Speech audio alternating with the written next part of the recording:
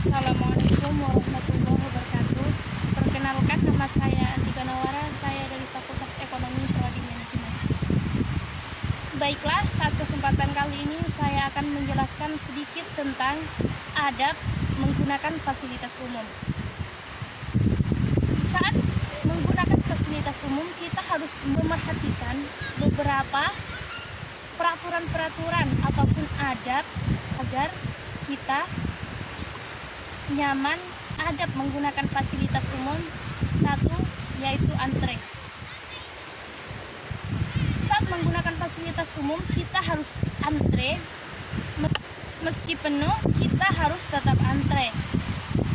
Jika kita tidak ingin terlalu lama atau menunggu antre terlalu lama, kita harus datang lebih awal. Dengan begitu, kita bisa mendapat antrian yang paling depan. Yang kedua, tertib. Beberapa bus biasanya memiliki dua pintu. Pintu depan digunakan untuk penumpang yang ingin masuk dan pintu belakang digunakan untuk penumpang yang ingin turun.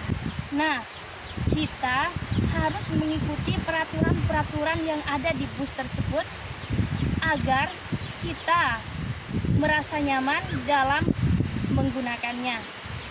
Yang ketiga, tidak menghalangi orang lain. Saat menggunakan eskalator sendiri ataupun bersama teman, usahakan kita berdiri di satu sisi. Jadi sisi yang lain digunakan untuk orang yang terburu-buru. Berjalan di trotoar harus tertib. Usahakan untuk berjalan di satu sisi dan jangan mengacak jalan. Jika berjalan secara rombongan, usahakan untuk membuatnya menjadi dua baris.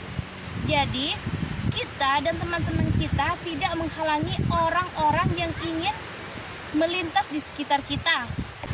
Yang terakhir, tidak gaduh.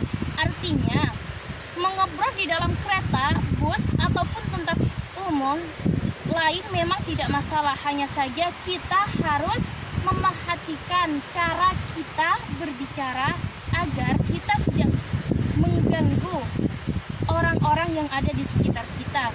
Artinya kita harus mengecilkan suara kita. Usahakan untuk mengobrol dengan suara kecil dan sopan. Jangan sampai obrolan kita mengganggu orang sekitar.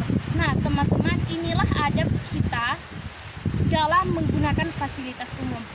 Yang kedua, saya ingin menyampaikan sedikit tentang adab bergaul dengan teman-teman kita. Yang pertama, kita harus mengucapkan salam.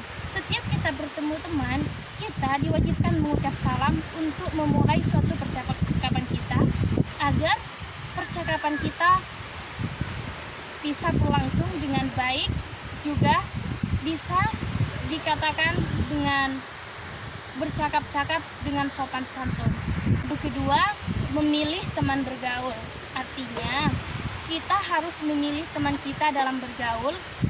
Kita harus memilih teman yang bisa memotivasi kita, membawa kita ke dalam kebaikan, dan mengajak kita agar kita bisa termotivasikan olehnya.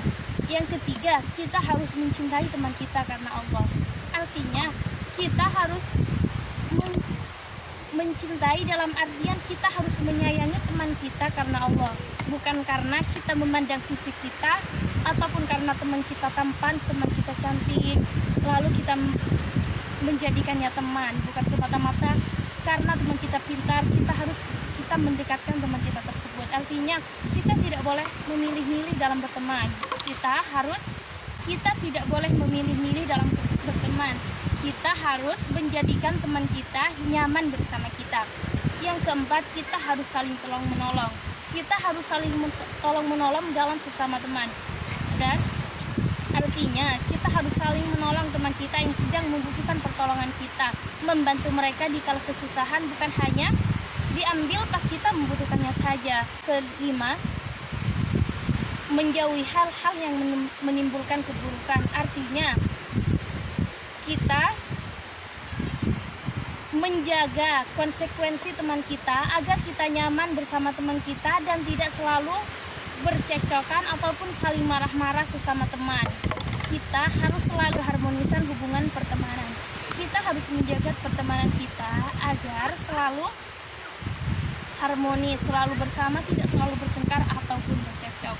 Mungkin hanya ini yang dapat saya sampaikan, kurang dan lebihnya mohon maaf. Wassalamualaikum warahmatullahi wabarakatuh.